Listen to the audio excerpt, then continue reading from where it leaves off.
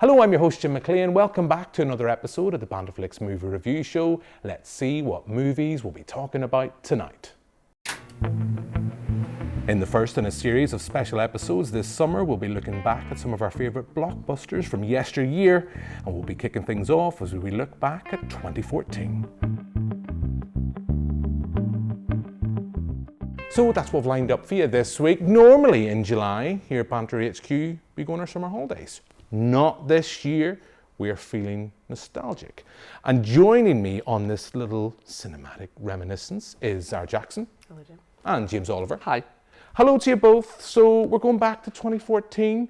You are two of our younger contributors. Sorry, not to be ageist, but that's why we picked you both for 2014. So before we go and discuss all things cinematic back in 2014, I thought I'd kick things off and ask you, what were you up to at that time? I was a fresh-faced 32-year-old. Our TV show here in NvTv hadn't even started. It wasn't even a twinkle in NvTv's eyes. So James, starting with you, take us back, 2014. What were you up to?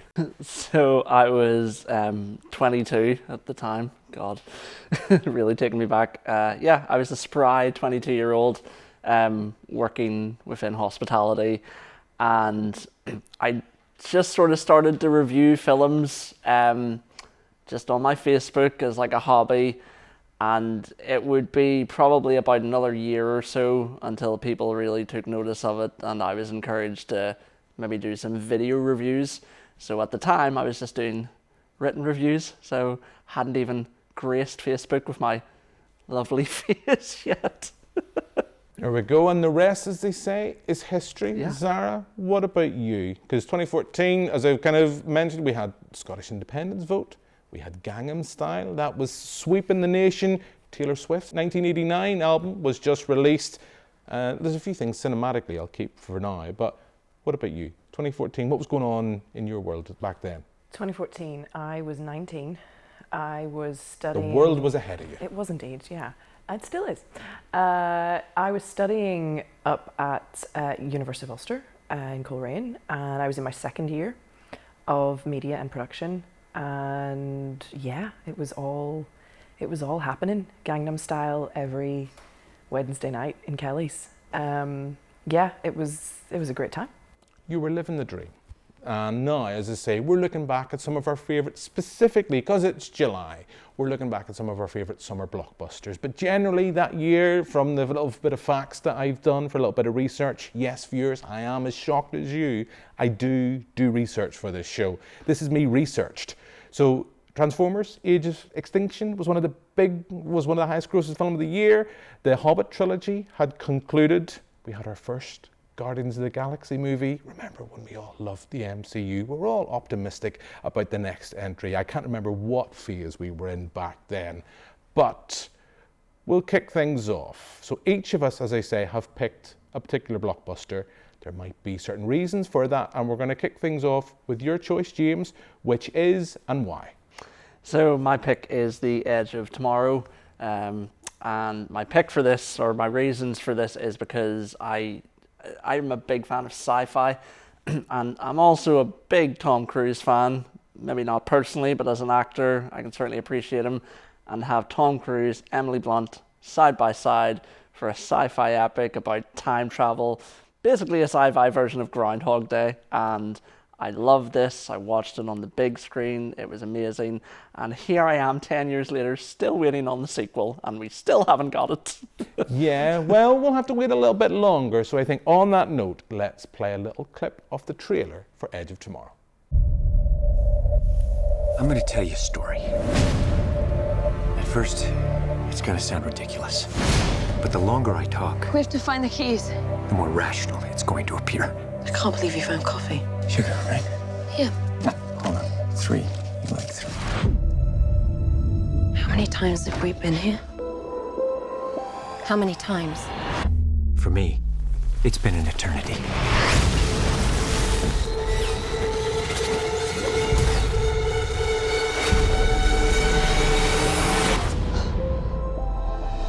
This is not the end.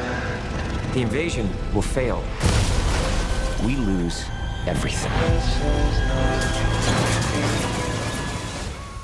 So that's a good film. Now, you've kind of alluded there, kind of all the things that you love about this film. I have a massive fan of this film. Looking back, off the top of my head, I would definitely say Edge of Tomorrow was up there, if not probably my favorite film of that year. I think it's it's a sci-fi film. Back when, I know Tom Cruise now, and even then he was doing the Mission Impossible movies, but it was a sense when Tom Cruise was kind of going out, when we had all this collective cinema, this idea of shared cinematic universes. I made the piffy joke earlier on about the MCU. We had the Guardians was out in cinemas. There was, I'm not sure what other Marvel movies were out in around then. We probably at that stage would have had, or were coming up to, our first Avengers movie. I'm sure someone's going to message in and correct me if I am wrong. But here we had Tom Cruise, Emily Blunt, as you've mentioned, James, and Doug Liman making this big, lavish, over-the-top sci-fi feature. And that was kind of, Tom Cruise kind of did that for a little while. There was other films like Oblivion that he kind of did off, rather than kind of venturing into a franchise or a shared universe. He went off and did his own thing with blockbusters. I know now he seems to be mostly doing the Mission Impossible movies, and we're waiting for one next year. But yeah, great choice, James. So I know you've mentioned some of the things, but what are some of the things you love about this film? I just love the story elements of it. As I sort of alluded to there earlier, it's like a sci-fi version of Groundhog Day. Tom Cruise is this army general who pretty much, due to a fatal accident, he's killed, but then finds himself waking up again and again and again. And throughout the course of the film, we get to delve deeper into this story as to why it's happening. Emily Blunt becomes quite an integral part of that story, as well as she is sort of the commander of the armies, like the one that everyone looks up to. And then you get to see their relationship together during this time, and she knows what's happening to him because it's also happened to her, and you just get to go on this adventure. And for something at the time that wasn't MCU, when the MCU was very heavily, praised and was like the next big thing, I just like that we got this original story that has some amazing action sequences and, like I said, a great story and superb performances from two of my favorite actors. So. Yeah, I think at the time I remember thinking Emily Blunt, she should do an Aliens movie, because it was that kind of, and I know it's a bit twee of a phrase, but kind of kick-ass leading lady. That's what she was. She was that, and kind of very much in the Ripley mold. She was strong, and she held her own. And even looking back, having rewatched the film for the show, I think of Tom Cruise. He starts the film very on Tom Cruise-like. It's the evolution of his character through the repetition of the same day. He learns to run like Tom Cruise. He learns to do all the wonderful things that only Tom Cruise can do. So a great choice, I think, to kick things off. I'm loving it, you're loving it, but the key thing is, Zara, were you loving it? I loved that film. Yeah, I remember seeing it at the time. Like what you're saying, I'm glad that Tom Cruise had that phase where he made a little bit more outside of the box films. Emily Blunt's a badass. And I also have to mention Jonas Armstrong, criminally underrated actor. I was surprised to see him in that film, but he was really good in it. So yeah, a big highlight of my year, just like the two of you guys. It was probably in my top 3 from that year, and I really, really enjoyed it. Oh, I might have to push you and see what your favourite film of the year is, but maybe that's why your movie choice for this year could be, you mentioned, James, that we haven't got, I think at the time, the concept for a supposed sequel of sorts to this film, which is still allegedly in production. It's still talked about. I do feel it's going to become one of those films, the what ifs. Like, I know a couple of months ago we talked about The Death of Superman Lives, what happened, that project, these ideas for these great big lavish films, and you realise how close they get, and then they don't get across the finishing line to go into production. We always talk about it here. It's a miracle that any movie gets made. But I think the concept for this idea would be that it would be both a prequel and a sequel. So big kind of lofty sci-fi ideas. If anyone could pull it off, potentially still, it could be Tom Cruise. So you still sitting with a little bit of hope, or have you given up the ghost in that? No, I still sit with a lot of hope for the sequel. Because it's one of those films that, having now given previous years, sort of, I'm talking about in the present, having seen what Zack Snyder did with the Zack Snyder's cut of Justice League, the following that gathered. And yes, I know that's quite controversial in some parts, but we finally got that cut of the film. We've seen it can happen. We've seen that the internet can be used for good. And so I wholeheartedly believe that the sequel will still happen at some point. You know, if you look at my top, Michael Mann, who has said his next film will be Heat 2, which will be both prequel and sequel. So yeah, for films like that, and certainly Edge of Tomorrow 2, or whatever, if it'll be called, I still very much hold out hope that we will get that sequel, and we will see both Tom Cruise and Emily Blunt reprise their roles. I was with you for so long. I was with you for so long, then you mentioned Zack Snyder, and we only have the confines of half an hour, so we cannot get into that argument. Yes, the internet can be used for both good. It also depressingly, where some very vocal, a vocal minority of Zack Snyder fans are concerned, can be used for depressingly bad and annoyingly bad things. Zara, I know we're going to move on, but would you like to see a sequel/prequel to this, or the likes of Oblivion, which I think at one point there was talk of a sequel for that happening? Do you think it's just great that can't cinema just have a few great one and dones? Yeah, I think cinema can have great one and dones. I think more often than not, there are sequels made to things that I don't think need sequels.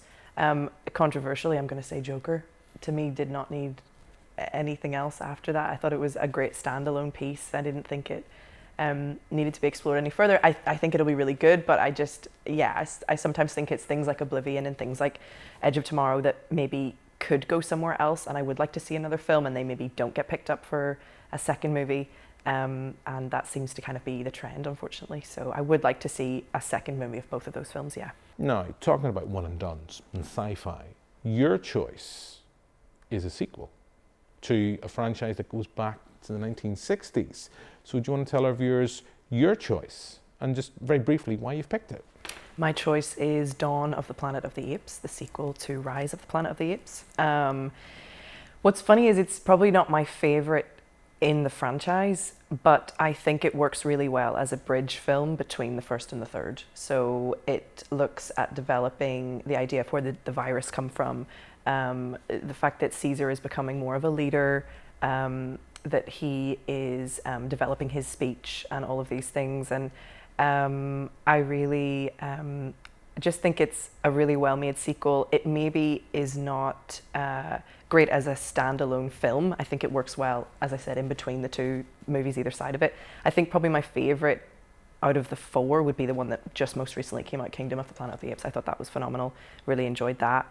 But yeah, I think it's a great example of how filmmakers return after having the success of the first film with James Franco, and the kind of idea of reintroducing Caesar. And the Planet of the Apes films for me are really kind of crucial, because I watched them as a teenager with my dad, and he sort of introduced me to them, and I loved how dramatic Charlton Heston was and everything about the film was just mad. But then I read the book by Pierre Boulle, Les Planètes des Singes, and it was so amazing, and the way it was constructed was really good, and it sort of bookends itself with the same sort of story, and it's just really fascinating. So at the time, also in 2014, I was thinking about what I was going to write my dissertation on, and I was thinking about the idea of artificial intelligence, representations of that in cinema, and I had read the book Planet of the Apes, Les Planètes des Singes by Pierre Boulle. And it talks about the idea of boiling down human intelligence or human sentience and consciousness, and the idea of how can that be recreated, how can that be proved as well, which is obviously something really integral in the original films. And I love the idea that this could be transferred to another inanimate object or animal or thing that does not already possess this, and the idea of communication and all of those themes. So yeah, Planet of the Apes in general as a franchise was always something really of interest to me, and I really like where they've gone with these new films, and especially Dawn of the Planet of the Apes in 2014. Yeah, great choice, and I think on that note it's a perfect opportunity to have a look at the trailer.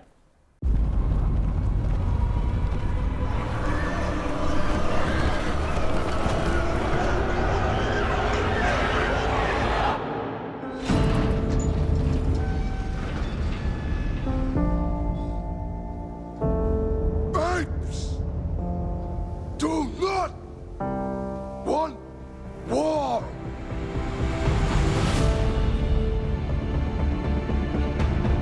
You know the scary thing about them? They don't need power.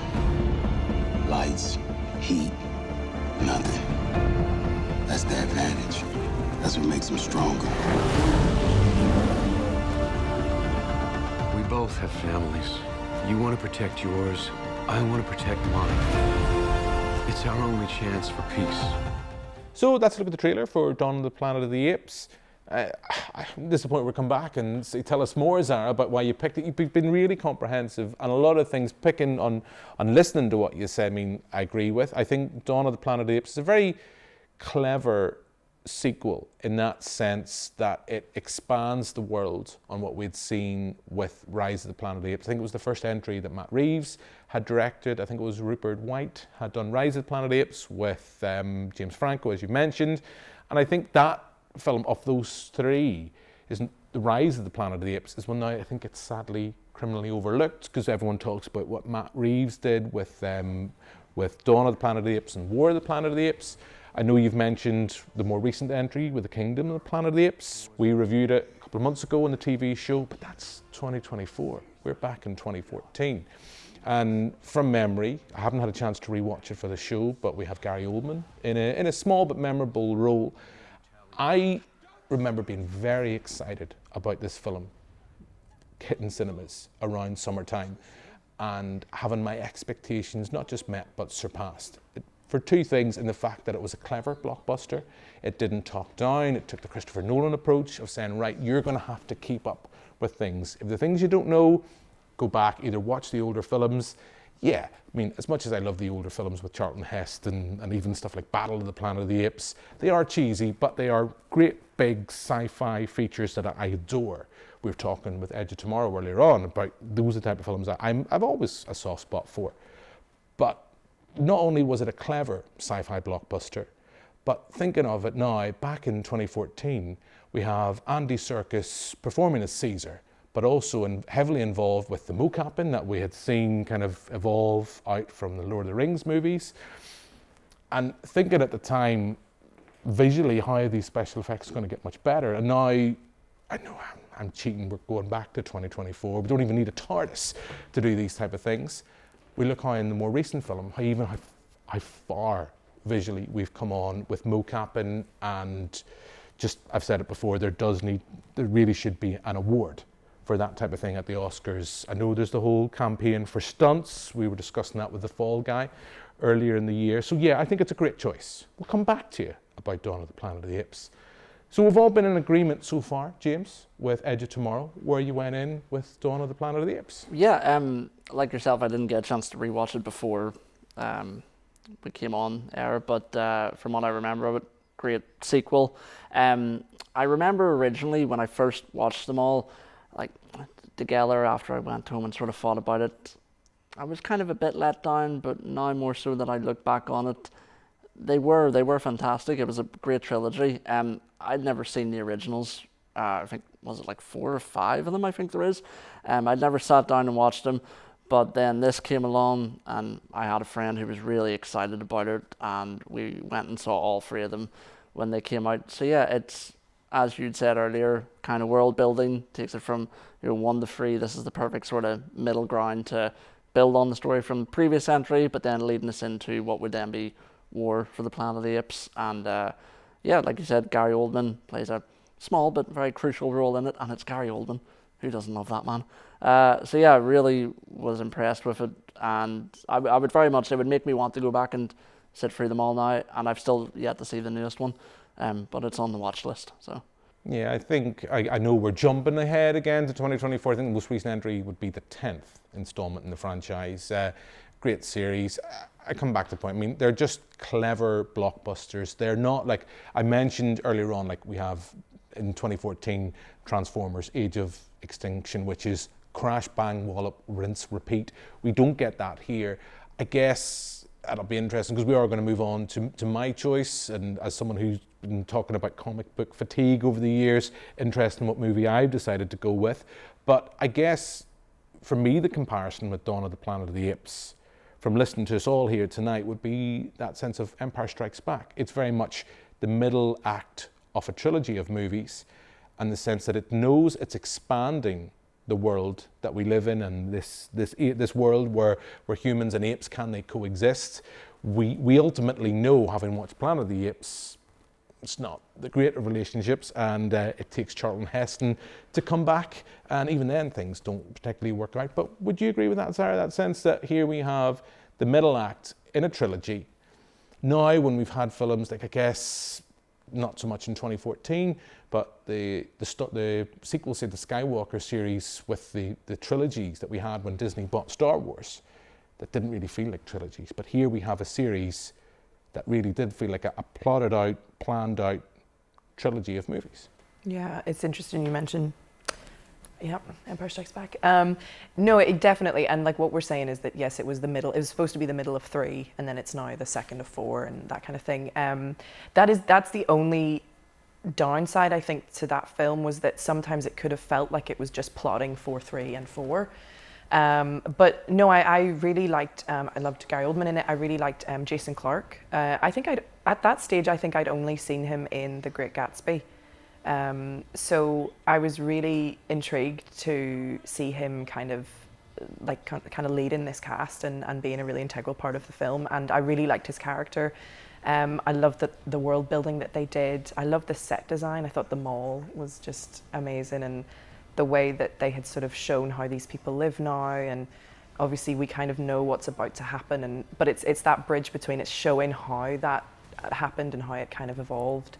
So yeah, I think it was, again, it's not my favorite in the franchise, but it served a purpose and it looked great and the effects were amazing, and it's obviously set 10 years after Rise of Planet of the Apes, so it's kind of that that time has passed.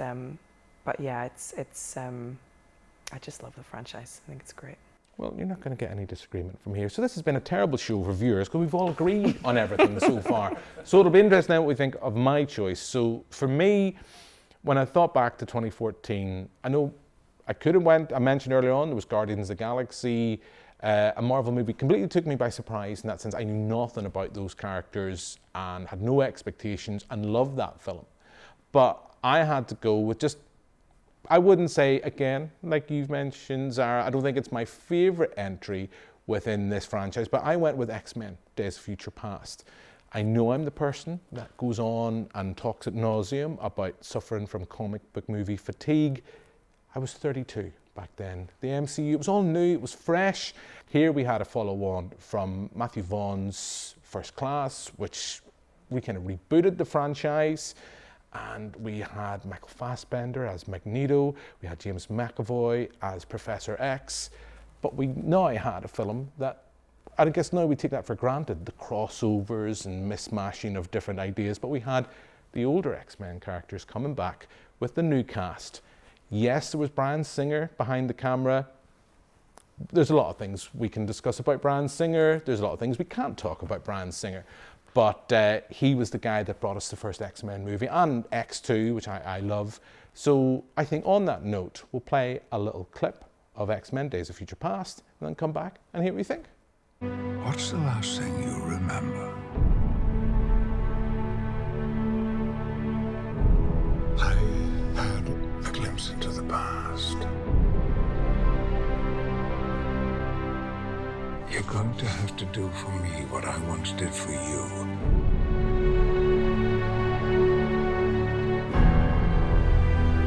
You'll need me as well. Side by side to end this war. Before it ever begins.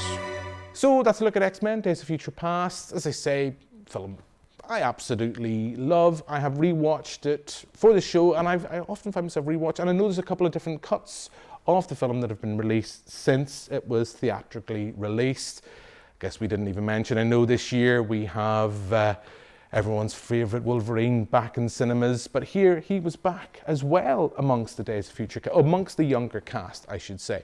So I think it's a pretty, for me, solid blockbuster. Hold my hands up right now. There's some moments the special effects don't work. We have the Sentinels they never quite got that. I know Disney have acquired and are probably going to reboot, in the process of rebooting the X-Men franchise. Whether they'll bring older cast members back, we don't know at this stage as we record. Maybe they'll do a better job of the Sentinels. But we had Peter Dinklage as well. All positives. So James, what about you? Where you went in? What's your thoughts on X-Men Days of Future Past? Yeah, really enjoyed this one. With you, it's kind of one of my favorites of the rebooted sort of kind of franchise that we got from them. Yeah, the Sentinels weren't utilized to the best that they could have been, but I found the story really good. We got that sort of new meets old, like the OG cast. Hugh Jackman back as Wolverine, which is always just a delight to see. And it did tell quite a really good sort of multiverse story before multiverse became this big, massive, convoluted type thing with the MCU.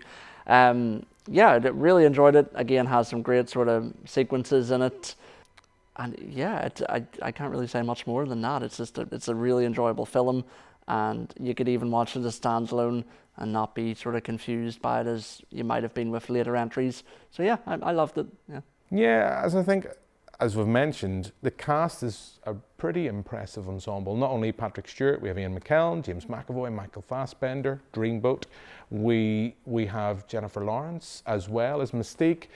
Great cast, really solid film. I will admit, as someone who read Days of Future Past, the comic book, not to go all nerdy, I know it does take liberties with the source material.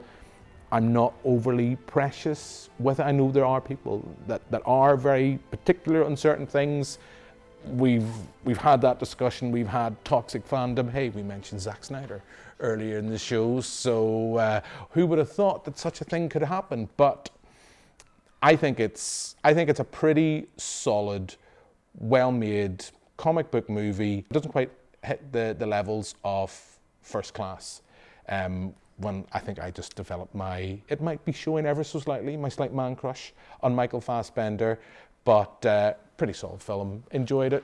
Zara, what about you? We've been all positive about everything so far. Are we going to finish on a positive note, or are you going to weigh in and say, not for me? I hated it. No, it's 3 for 3. Yeah, it's 3 for 3. Sorry guys, that's another positive review for me. I didn't watch this one in 2014. I didn't watch it straight away. So I actually watched a triple bill of all 3 films at the Dublin Road Cinema. Classic place. And so yeah, we watched First Class, and then we watched Days of Future Past, and then we watched Apocalypse. And that was the first time I had seen First Class and Days of Future Past. And it was an X-Men old night, and I really loved all 3.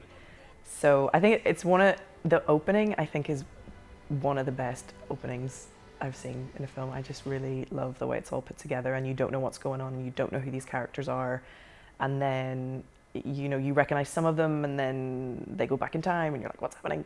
So yeah, it was a lot of fun. I love when franchises return to their roots and sort of have those do-overs where you can kind of see the events from a different point of view. I think that's really interesting, and I like that they sort of thematically used time as an element in each film. So First Class is always like the 60s, and then the 70s and 80s, 90s, Dark Phoenix, which we'll not talk about. But yeah, I really enjoyed this film, and as you say, like, what a cast, and the fact that the original cast came back and had their moment. It just was a really cool crossover film, yeah. Yeah, what a lovely way to end the show. I think it's been a very positive show, but then I guess that's the flaw when we're asking each contributor to pick their favourite film of the year as we go along throughout July. It'll be interesting to see if any was fallout on those discussions. I know next week we're going to be back to 2004 when I was a fresh-faced 22-year-old. So what optimism I had back then. So on that note, that's pretty much us out of time. So all that's left for me to do is thank my 2 guests. I'm going to allow you to go back to 2024. So thank you very much, Zara. Thanks, Jim. Thanks very much, James. Thanks, Jim. Thanks very much for watching at home. And maybe if we haven't discussed any of your favourite films of 2014, drop us a line on social media or drop us an email and let us know what you think. So that's us for now. As I say, next week we're going to be going back to 2004. But for now, until then, goodbye.